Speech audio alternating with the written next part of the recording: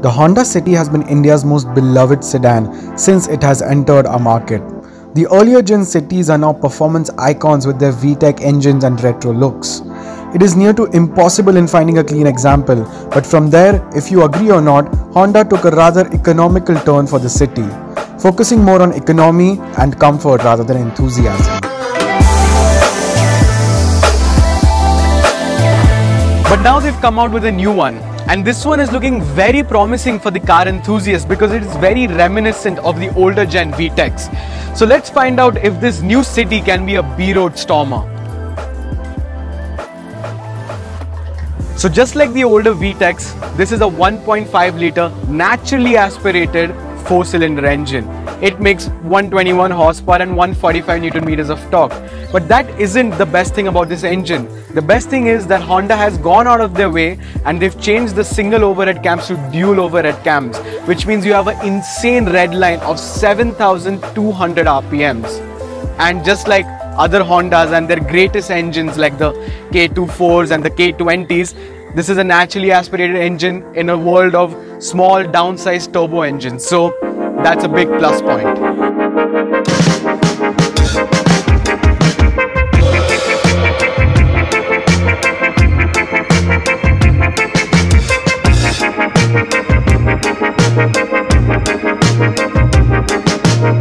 Just like in true Honda fashion, they've kept this engine a naturally aspirated engine, which means it's super fun to ring it out and go till the red line, which is an insane 7,200 RPMs.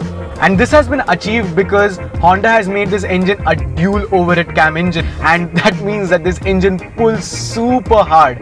And in fact, it drives like an analog sports car. The way it revs, the way the gear change happens, it's very analogish. But then you look around and the interior is super modern, and you have this nice digital gauge cluster up here in front, which has a G-force meter, which looks super cool. The engine is a retro analog feeling engine, but it's still BS6 compliant, and the interior is super modern. And I think so it's one of the best combinations of driving dynamics and modern interiors. One thing that I love about this car is the steering wheel. I mean, it looks fabulous, and when you're actually driving, it feels fabulous. It has loads of feedback. It feels super direct. It feels connected to the car, and you can actually feel where you're placing the car. And it's not like Volkswagens where it's just numb all over. But one more thing that I absolutely love about this car is that the engine in third gear, when you go from 1000 all the way to the red line, which is 7,200, this car does 118 kilometers an hour in third gear. That's absolutely crazy. Honda has found out that there are two types of buyers for this car. One is old people who want a nice soothing car to drive and no fuss at all, and most probably it will be chauffeur driven. But there is another market, which is the performance market, and a lot of people have been craving for a nice Honda City to come out, and finally they've heard our prayers and they've made a good Honda City. And this engine, the way it looks, everything just speaks classic Honda.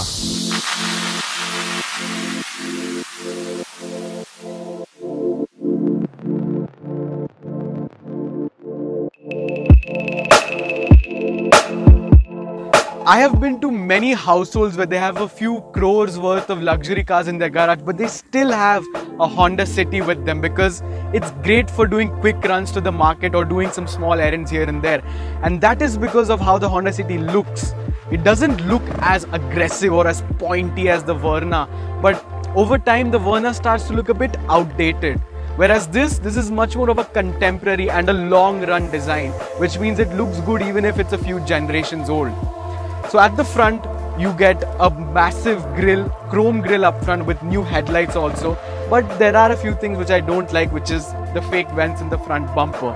When it comes to the side profile, they've carried on the classic 3-box design of sedans, which means it's perfectly proportioned. And when you come down to the back side of the car, these taillights actually remind me of cars like the 3 Series or the new BMW 8 Series because of this little point over here. But all in all, this design is very simple, minimalistic, and it's doing its own business. On the side profile, according to Honda officials, There is one line which starts at the front of the headlight and goes all the way back to the tail light, and that design is called the katana blade design. So just like the outside, the interior is also very simple and minimalist. They've carried forward that simple design language into the interior of the car as well, and it looks absolutely gorgeous. You get a brand new steering wheel from them, and it is one of the best steering wheels in the business. Like, just the way it looks and where the buttons are placed and everything, it's perfect. And one thing I don't like is the gear knob. Maybe they could have given a little bit of a better looking one, but that's completely fine because it's a manual at the end of the day. You get a brand new 8-inch touchscreen up front, and also, just like I said before, you get a new instrument cluster over here, which one side is actually customizable. You can do a tachometer, a G-force meter, and you can do many other functionalities into that. Or you have a normal speedometer on one side. The seats are absolutely amazing. They're not heated and ventilated like the Verna, but the bolstering is just perfect. So if you look at the demography of the people who own Honda Cities, you'll actually be surprised to find out that many of them are chauffeur driven. And for that, they've actually increased the length of the car by 109 millimeters, increased the width by 53 millimeters, and that translates into 31 millimeters of extra leg space and 26 millimeters of extra room at the back. And that is absolutely wonderful. That means you have more space to keep your legs over here, and they've actually given a small incline here at the back, which means your legs are kept in the optimum angle so that you're seated perfectly. You also get 3 headrests at the back, one for each passenger, and also an extra seat belt for the middle passenger. And yeah, you get rear AC vents, and the sunroof is a little bit ahead, but completely fine. It's absolutely spacious at the back.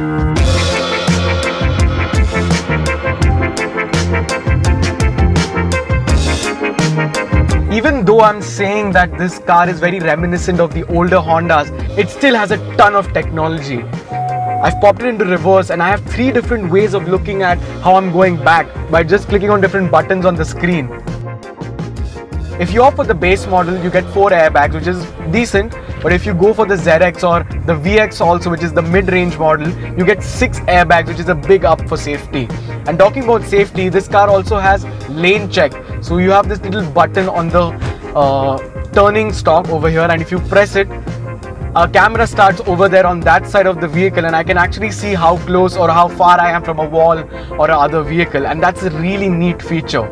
You also get cruise control, but I mean, it's really difficult to engage cruise control in India. But all in all, this car is just a massive tech fest. And the thing is, it's not gimmicky tech fest like something like the Hyundai Verna or something. It's actually tech that you need in day-to-day driving, which is absolutely wonderful.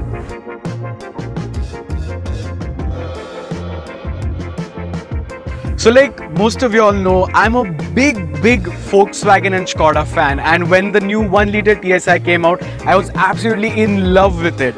The Verna didn't do too much for me. I've driven that also, but this 1.5 manual ZX City, it's absolutely wonderful to drive.